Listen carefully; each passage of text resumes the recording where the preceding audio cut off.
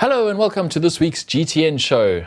This week we discuss the PTO's new world ranking system, Ironman's new competition rules, plus a stacked Challenge Roth field.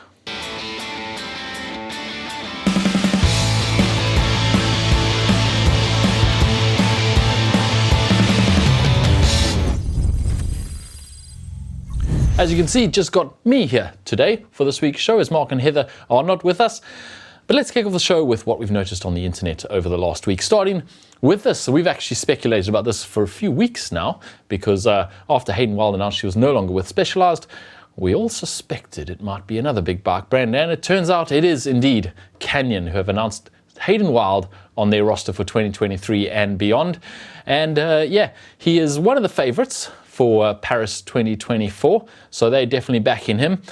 He's been congratulated immediately by fellow new signees for Canyon, Florian Angert and Chelsea Sodaro, and apparently he's already got a TT bike too, so watch this space.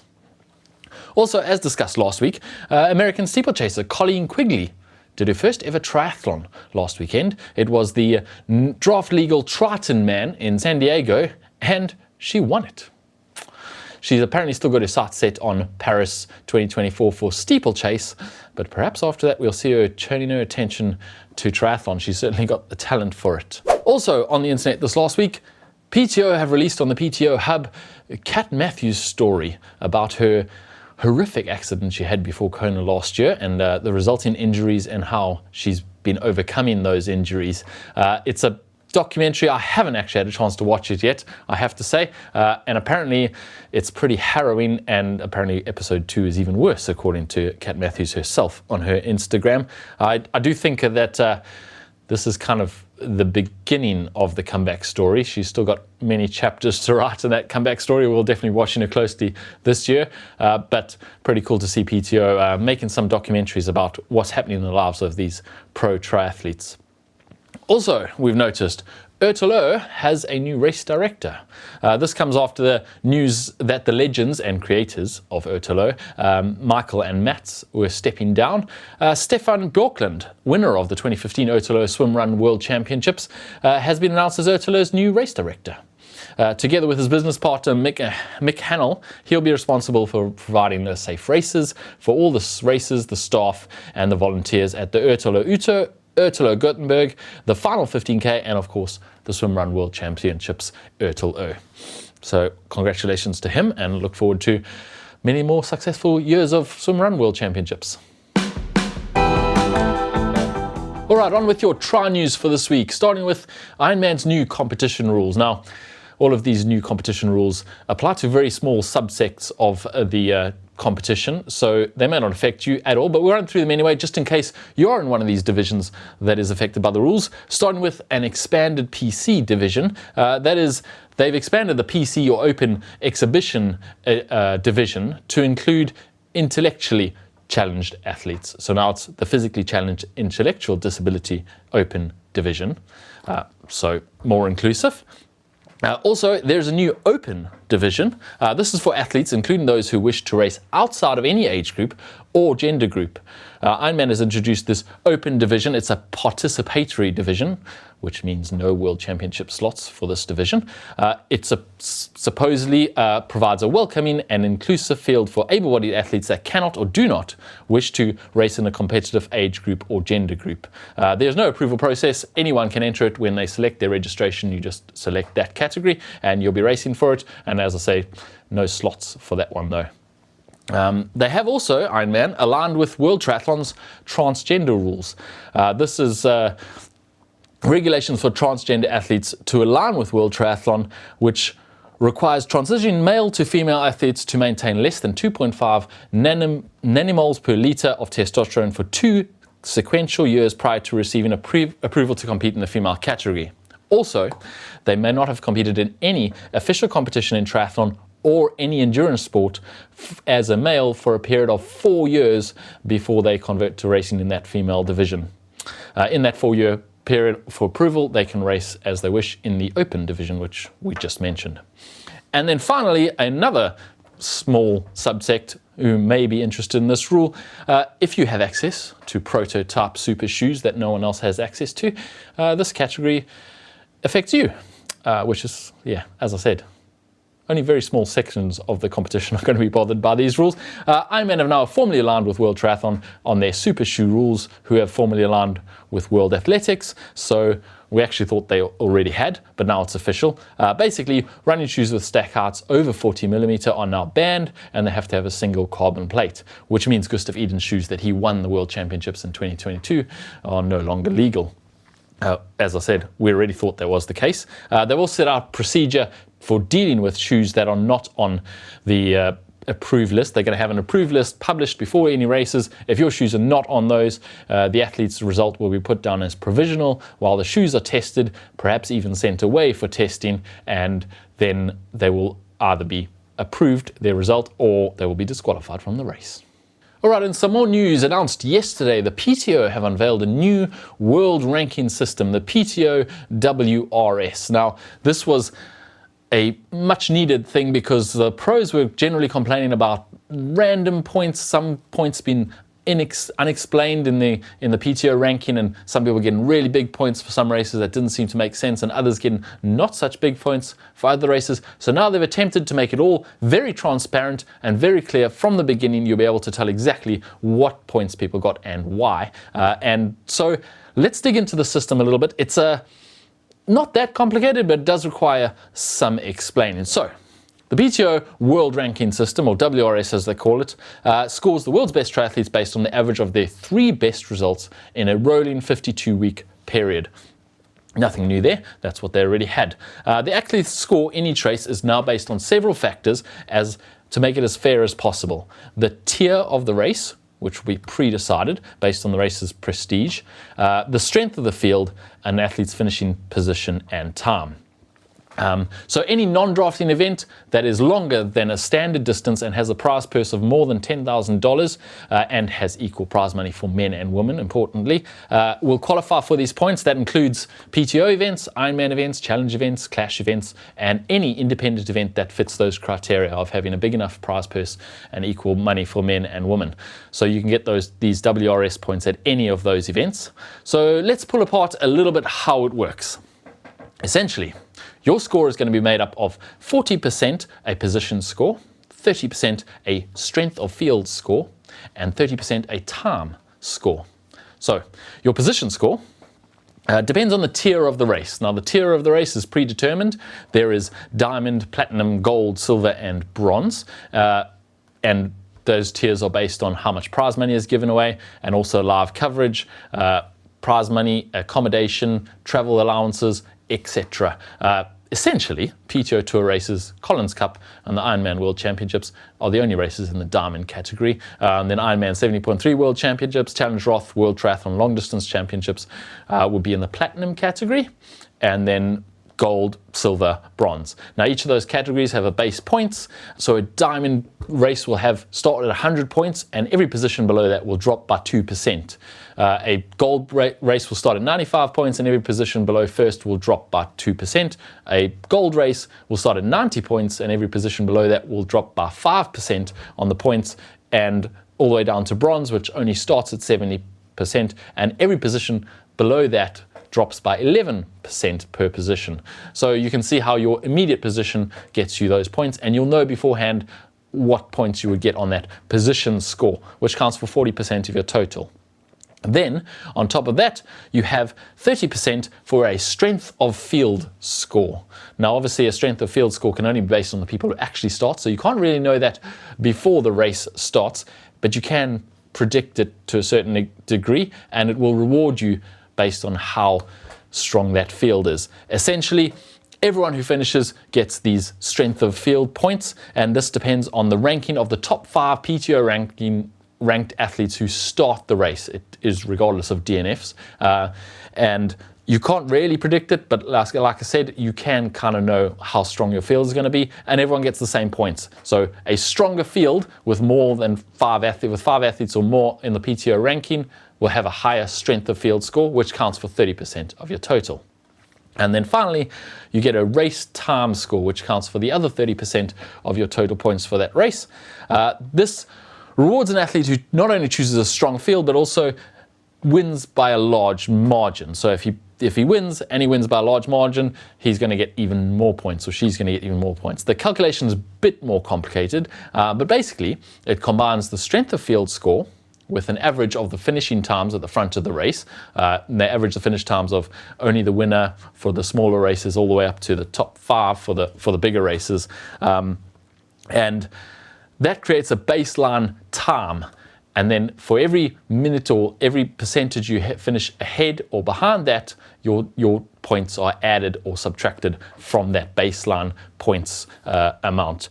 This replaces the previous system that used a theoretical best time for a course that was worked out on very questionable strategies on how strong the field was and how difficult the course was and previous year's results, etc., etc. This is now based on exactly the results of this year's field on these conditions, and so it's a little bit more fair, and you'll be able to work out what it's going to be. So there is a lot to digest there. I think it does make it a lot more clear, and I think it's going to be a welcome change for all the pros. It means you can see exactly what's happening. The PTO didn't just suck this out the thumb. They've had a athlete committee who's been working on this, a ranking committee who's been working on this for the last 12 months.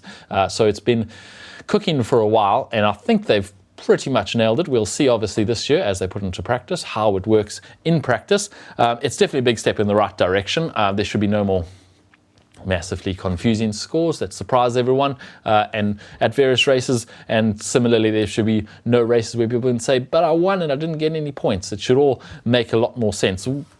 We'd love to hear what you guys think about this ranking point system. Personally, I'd like to see them apply it to last year's rankings and race results and see if it spits out the same overall rankings for everyone. I imagine it'll be fairly similar with a few small tweaks. Do you think they can do better? Do you think it's clear enough? Do you still not understand it? Is it still too complicated? Let us know in the comment section down below. We'd like to hear from you, and we are definitely watching it closely to see how it pans out in the upcoming races and how the points system works out for the rest of the year. All right, moving on with the news. And big news from Challenge Roth this week. They've announced their start lists, and they are stacked, particularly the women's, but also the men's. The unofficial World Championships maybe of this year. So a quick overview. The notable women: Ironman World Champion Annie Haug, Ironman World Champion Chelsea Sodaro, and Ironman World Champion Daniela Reef, plus Laura Phillip, Laura Siddle, Fenella Langridge, Ruth Astle, Lisa Norden. It is going to be a cracker of a race on the women's side. Can't wait to watch that one. Also, on the men's side, Magnus Ditlev, who won it last year and was just 9 seconds off Jan Frodeno's record on that course. Patrick Langer, who won it the year before. Sam Ledlow is going to be there, see what he can do on that course with his fast bike. Daniel Bakkegaard, also on his debut in Roth. Andy Drietz, Joe Skipper, Niels Frommelt, and Sebastian Kienle, who is on his swan song this year. But he actually started his long course career in Roth in 2010, and he won it in 2018. And he's going to be back there on his swan song year. So a stacked field on the men's and the women's field. Hopefully this year I can get there after I missed it last year because of visa issues, didn't get there in time. Yeah. Moving on with our news, some other start lists announced, and this one significantly shorter. Lionel Sanders is going to race the Arena Games in Montreal. Yeah, you heard that right. He is going short, really, really short. Yeah, the Arena Games in Montreal, if you don't know, is basically on Zwift. It's a super short race, swimming in a pool, biking on Zwift and running on a treadmill. Really short, fast races, which is very out of Lionel's comfort zone. He says, I am excited, I'm nervous, I'm looking forward to the challenge. I'm excited to have the opportunity to do something new, something fun, something really good for the sport and professional triathlon, and really good for me because high end, I think, is extremely important. Well, he's definitely going to need his high end to compete against those guys. How do you think he's going to get on? How much time do you think he's going to lose in the water? Do you think he'll be in it to win it? Or do you think he's going to be out the back in the first race? Well, I'll be tuning in to watch and see. Also, some other long course athletes have jumped into this race. Jackson Laundrie, 70.3, four-time 70.3 winner. He will be racing Arena Games, also putting himself out of his comfort zone a little bit. And runner-up at 70.3 World Championships, Jenny Metzler, is jumping into the women's category at those Arena Games. See how she can do against the short course specialists. Definitely going to be some interesting watching. And finally in the news this week, Gwen Jorgensen has announced that she will be racing the Oceania Triathlon Cup in Taupo as her first race back. She revealed by the World Triathlon podcast that her first comeback race, and it is a long time coming, this comeback. She was the 2016 Olympic champion, and she raced a month later at the RTU Grand Final in Cozumel in September 2016, and she hasn't raced a triathlon since. But she's making her comeback. She says, I needed a World Cup to get into the WTCS races, and there weren't many pre-season World Cups, so New Plymouth fits in terms of time and location. We haven't come up with a plan past these 2 World Cups, so we're just going to go and do New Plymouth and see where we're at and reevaluate where we'll be next. Yeah, as I said, she last raced 6.5 years ago in September 2016, so we'll be watching that closely to see how she does, and hopefully she can get into those WTCS races so we can see her back in the pointy end of the field. Good luck, Gwen. Now it's time for What the Tech, and only one piece of tech news this week. Wahoo have announced the addition of steering to their Wahoo X within the system, the Wahoo RGT system. It's essentially, you can steer your bike now, whereas previously it was just automated based on how hard you were pushing. Now you can actually steer yourself around the group and move in real time on the platform. The kicker, you can use 3 ways of controlling this. Either on the kicker bike, you can use those buttons on the handlebars to go left or right, or you can use this kicker steer accessory, which is powered by your mobile device, and the RGT remote app. The accessory allows riders to steer their virtual bike using thumb paddles. Or you can use the RGT mobile remote app or on the RGT game app by using on-screen arrows or using the computer keyboard, which will steer you left and right within the virtual world. Previously, as I said, your steering was automated. Basically, if you put a big surge in, your avatar would go around other athletes. Now you can choose to move out and go around them and pull away. You can sit back or you can push to the front. The future of virtual racing, maybe? We'll see. All right, now it's competition time, and as you've heard in the last few weeks, GTN will be at the Global Bike Festival, which is happening in Saalbach in Austria between the 15th and 18th of June, and you can win tickets to go there. Yep, first prize for the competition is a Global Bike Festival weekend package for 2 people, including festival tickets and ride passes. 3 nights half-board accommodation at the official festival hotel, which includes breakfast and dinner, and bike flights, bike transportation to and from the festival. Also, there are 5 runner-up prizes, which include tickets to the Global Bike Festival and festival tickets, including the ride pass. Point though, this is only open to people in the UK, the EU, USA, and Canada, and it does not include flights for yourself. It includes flights for your bike to get there, but not you. So if you are interested in going to the bike festival and you want to win some tickets, enter now. Competition closes 10 o'clock GMT on Friday the 24th of February, so get your entries in now, or just head onto the website and buy your tickets and we'll see you there. Looking forward to that. Also, don't forget, the UCI Esports World Championships is happening on the 18th of February at 6 p.m. GMT, and you can watch that free on the GCN Racing YouTube. It's free to air, everyone can watch it, and we attempted to do those exact races a few weeks ago. You can watch those videos now of our GCN, GTN, GMBN race against each other on the virtual platform. It was high intensity racing, and we didn't do nearly as well as those world champions are going to do in that competition. So tune in for that. I'm definitely going to be tuning in if it's anything like our racing, and it should be way better. It's pretty exciting to watch. Now it's time to look at some of the stuff you guys have been sending us, and slim pickings this week. Don't forget, on the screen right now, the link for you to upload anything triathlon related, photos of you training, your racing, your off-season training, whatever it might be. We'd love to see it and include it on next week's show. So hit that uploader now and upload them. This week we only have this one from David in Talkeetna, Alaska.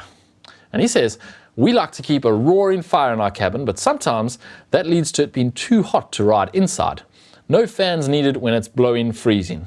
Also, you can't beat the view. Look at that. He's on the deck in what looks like pretty cold conditions. And I imagine, yeah, you don't need a fan at all. It actually looks like he's got his front wheel on a few blocks of firewood, which I think he'll be taking inside once he's finished that. I'm not sure he'd need 2 full bottles to get through a turbo when it's sub-zero outside. Looks pretty cold. I think even sitting on the turbo, I've been sitting in my garage on the turbo, and it's when it's like 1 or 2 degrees and your hands get cold, even if you're sweating. So maybe he wears gloves while he sits on that turbo. But like I said, send us your triathlon related content. We'd love to see it and include it in next week's show. Thanks for sending that, David. Well, now it's time for the caption competition. And last week we had this image of, well, I'm not entirely sure what's going on there. It looks like some wrestlers changing a tire. Well, comic book guy 7506 says, confirming what roadies think of triathletes. A bunch of clowns who couldn't change a tire. I'm not really sure how to take that. 75624 says, I need a hero. I'm holding out for a hero till the end of the ride. And he's got to be strong and he's got to be fast. And you got me to sing, so I'm not giving you the prize because I don't sing. Savage Pro says, how many superheroes does it take to change one flat tire? Tequila Moti says, when you choose wrestling as your cross-training sport. Evan Cochran says, should have spent less time saving the world and more time practicing flat repairs. And our winner this week, Chris Debonair, says, when you really have to wrestle with your tire to get it back on. Well, get a hold of us, Chris, and we'll get a cap out to you for winning the caption competition. Thanks for your answers this week. This coming week, we have this one. And it's Heather on our training camp. I'm not sure what she was doing, monkeying around, it seems. Let us know what she was up to or what she was saying there. Wrong answers only. And next week, you could be winning the caption competition. Leave your comments down below. Use the hashtag caption competition. And that's it for the show. Thank you for watching. If you're looking for something to watch right now, we did a little expose on lactate testing and what it is and what the Norwegians and all those other pros are using it for. So click on that right now if you want to watch that. And coming up later this week on the show, we attempted the steepest climb possible on a TT bike. Yeah, while we were out in Tenerife, we found a ridiculously steep road and attempted to go up it on our TT bikes. And it went just as well as you would expect, really, but it's entertaining watching. Also, don't forget to head over to our shop if you're looking for something to kit yourself out in, such as this awesome hoodie that I'm wearing now. And don't forget to like this video if you enjoyed it and subscribe to GTN so you don't miss any of our content. Thanks for watching. See you next week.